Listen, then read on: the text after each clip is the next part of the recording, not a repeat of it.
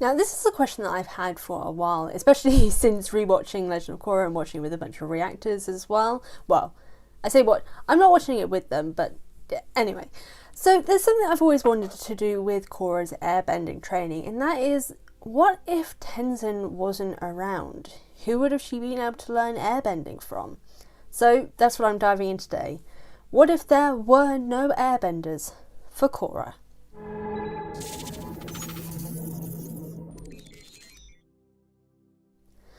Now, obviously, no, Mr. Spiritual Tenzin is her airbending teacher, but it was a close chance that maybe Aang and Katara wouldn't have had airbending kids. Tenzin is the youngest, for example.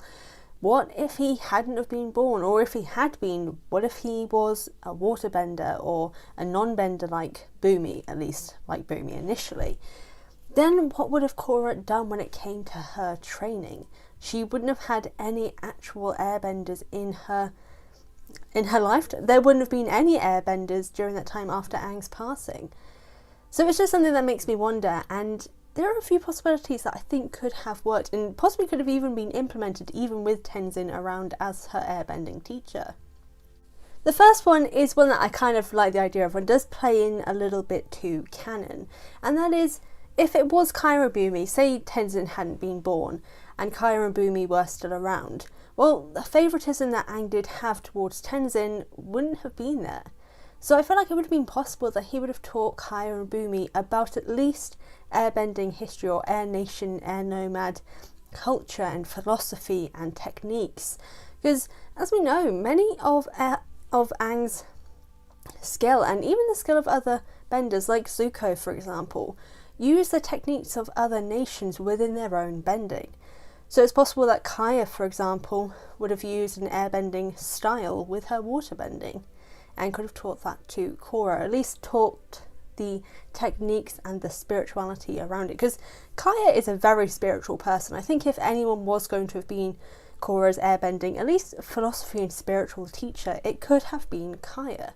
She was very tied to this spiritual sort of the hippy-dippy like element that air nomads often had. She's very like her father in that way. So I think it's possible that even if it wasn't the actual bending techniques, at least giving a history lesson and understanding the philosophy and the spirituality of what the Air Nation was like could have helped Korra in some way, even if it wasn't bending specific.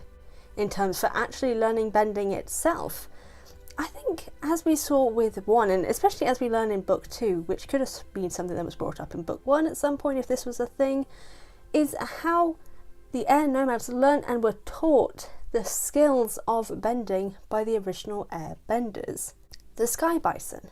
Korra could have learned at least the techniques and the movements and the actions of airbending from the original airbenders. As we know, the teaching and the learning from the original benders, the animals in these cases, was more sort of the honing the technique. The lion turtles give you the power, but to actually master it and craft it, you have to learn it from the original benders.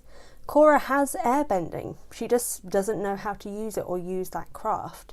So by watching and interacting and maybe even living with in some form the sky bison, it's possible that she could have learned a more direct understanding of bending and the technicalities behind it from these original benders, similar to how 1 and people in the past would have as well.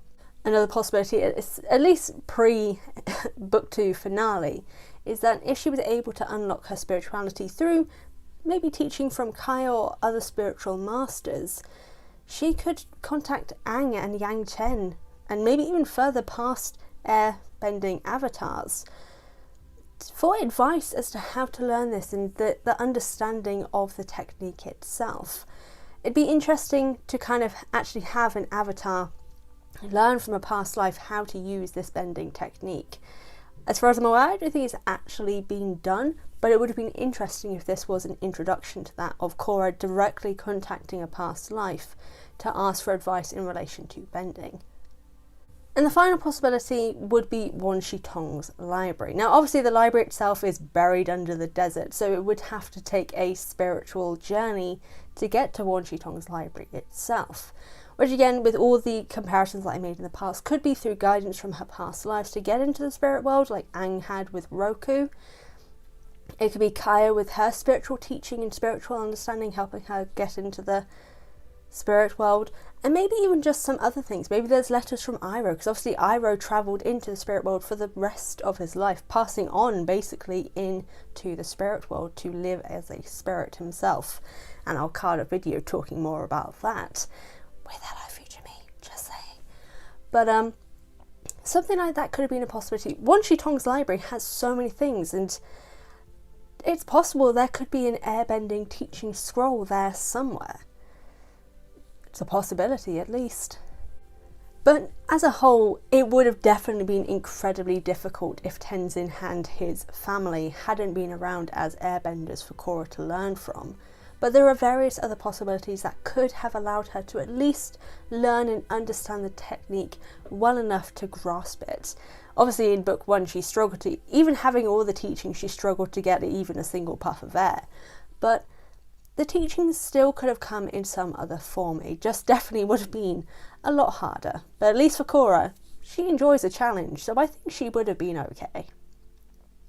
But what do you guys think? What do you think would have happened if Tenzin hadn't been around to teach Korra airbending? Who do you think she would have learnt from, and what on earth would she have done if he wasn't there?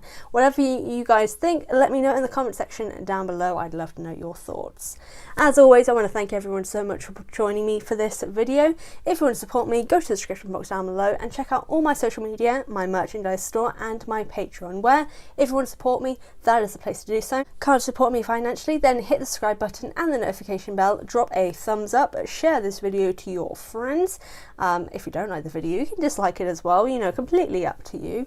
But yeah, as always, thank you so much, and I will see you guys next time.